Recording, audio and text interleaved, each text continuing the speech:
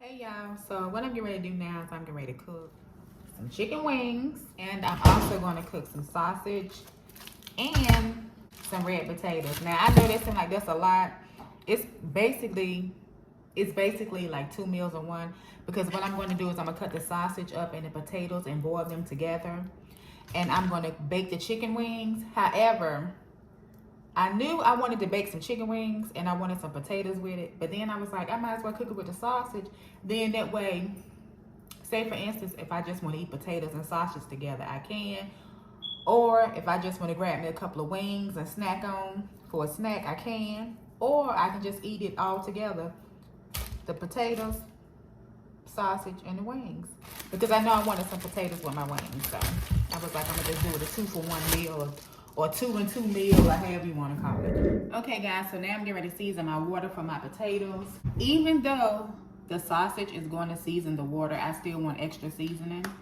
So I'm going to put some onion powder, garlic powder, let me see, some minced onions. I know it's like a lot, right?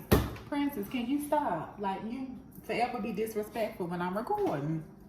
And I'm gonna add just a little bit of Himalayan salt, just a little bit, because I know that the sausage is going to be a little salty, but it's okay. I'm gonna go ahead on and season the water so it can start, marinating, and then I can go ahead on and cut up the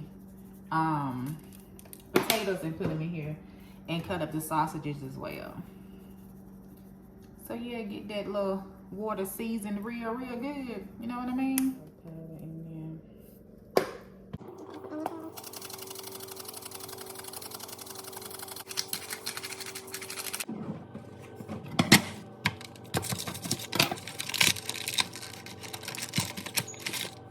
I think I'm gonna use just one sausage. Guys, always make sure you rinse off your sausages when you cooking. Just clean your meat in general.